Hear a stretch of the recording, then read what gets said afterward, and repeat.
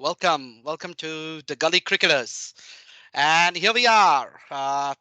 As they said, it takes one day.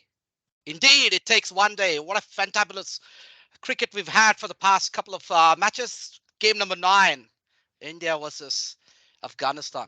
Wow, that was an absolute rocking game from an Indian perspective, as well as we've absolutely had one of those really arch rivals in terms of cricket. Australia versus South Africa. Wow, two back-to-back fabulous games.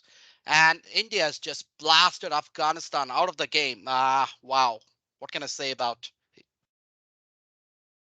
Well, yeah, I have to say, India batted Afghanistan out. I mean, they put up a decent score. They put up 272, and that's not bad.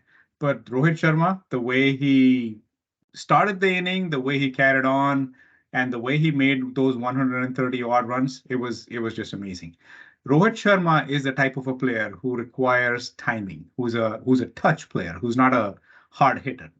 And it was good to see him come good after so long.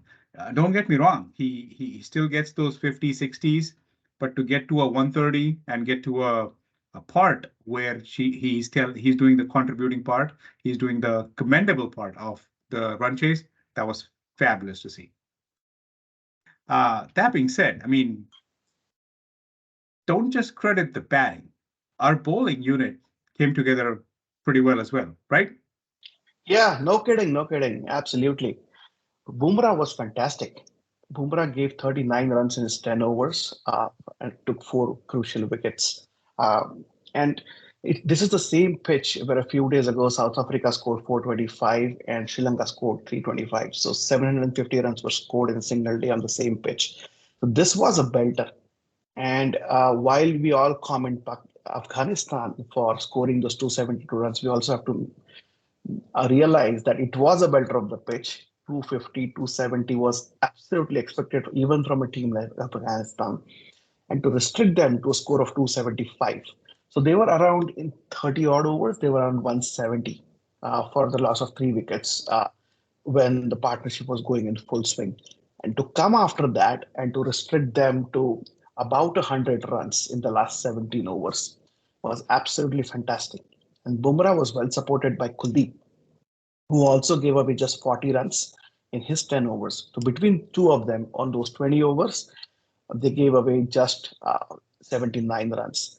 That is an absolutely amazing feat given the pitch condition.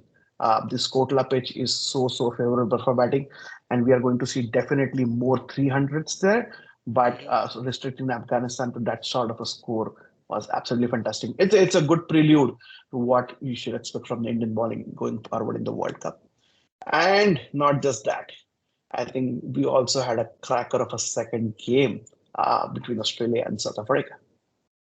Well, what can we say? The third game was absolutely rocking. As I said before, you know what, South Africa, Australia has always been a kind of a nail biting. They go for the nail biting finishes. They've always been the arch rivals, going back right from early days. But what can I say?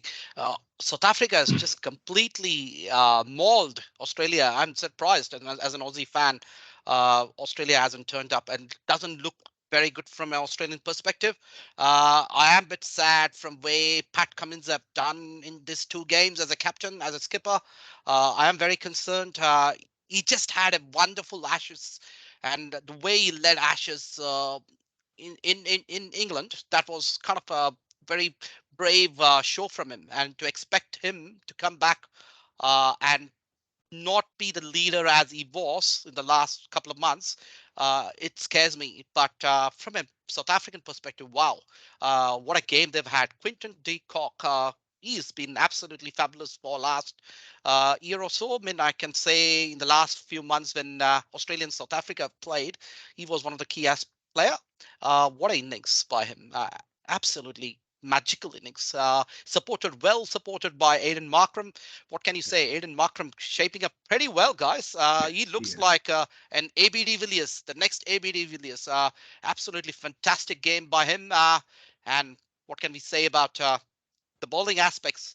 Australia were completely undone by South African pace.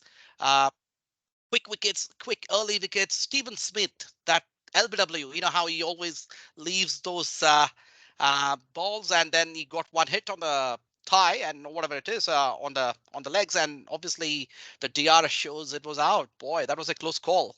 What would you say to that? So it was overall a fantastic game from Australian and South African game, but now it boils down to whether we can say Australia can come make a comeback, and that's a point which I wanted to make sure of. How would they make a comeback? They've got some serious games ahead, uh, but it's not looking that good. But See, the having math is said that, simple. The math is simple. Only four teams are going to go to the semifinals. India is looking great. New Zealand and South Africa have started off looking fabulously. So that means England, Australia. I think one of those two teams are not going to make it. Right now, Australia, they haven't just lost two games. They haven't competed. They didn't come close to winning those two games. And as an Australian, Shankar, I'm sure you must be feeling the heat. But this Australian side, it's not looking good. It's not looking good for them. I am Yeah, certainly absolutely. feeling the heat, Raul. Sorry. Yep. Yeah, absolutely. That's right. That's right. So, from my perspective, uh, Australia will not make it to the final four. This is a bold prediction, and I might eat my words later, but there's a rationale for it. So there is a difference of night and day between the bottom four teams versus the top six teams. There always is in a World Cup. This being a round robin, everybody plays everybody. Yep. So the matchups between the top six teams are going to be critical. And Australia has lost two of those matchups with against India and South Africa now. There could be one or two upsets. However, winning this critical games against the top six is very important if you want to secure a spot in the top four. And if you lose those important games, your chances go down drastically. And that's where Australia is. So, early prediction, it's just two games. Australia will come back. They will win a few. They will win a few with huge margins. But these two losses, especially the one against South Africa yesterday, has impacted the net run rate as well. So for them to come back out of there is going to be challenging. And we already discussed in our first video about the spin challenges that Australia has. They do not have the right bowling lineup to get wickets quickly. So relying heavily on their batting and trying to win against big teams is going to be a challenge. So this is all the stuff was the topic. That's what I think. No doubt, no doubt. Both of you guys have made a bold prediction. I do agree. Some part of it, not all of them. I believe, always believe that Australian side is some of those sides where they've always come back. They've made a comeback. If you go back to Mhm. 1999 World Cup, they were literally out, and Steve Waugh took them with that catch, which everyone said not only did he drop the catch, but he dropped the cup. Gibbs. Yes, so I've always relied on Australian side, but having said that, I am concerned as an Australian fan that they have not looked as pretty as they should. The problem with me, what I feel is with Australian side is they have not shown the same kind of intent. Yes, the selection criteria is a bit of a problem. I would like to have for the starters, obviously make Stoinis, go ahead in lineup. I would want him to bat ahead in the lineup. I don't mind English. English looks very good. He does have those ram shots. Yesterday, obviously, he got out, but he looks all right. That was a good change. Carey has been under pressure for some time from Ashes after that controversial stumping which he had. So I feel yes, absolutely, you got point, but I will still not count Australia out of it as yet. They can always make a comeback. Yes, they have got some close game. They have got to beat the Poms, which is basically our arch rivals. So I would not count them, and they're going to come back strongly on that. And then they've got some pretty different games where they can obviously beat other games, the weak sides. And let's see, they can pull up the run rate. Not counting out. So yeah, that's about it, guys. So that's about the wrap up which we're going to do in front of in this episode, where we have concluded the beautiful batting from Rohit. Not only he scored a massive 100, obviously he was the fastest Indian to score a World Cup 100, so that was very good.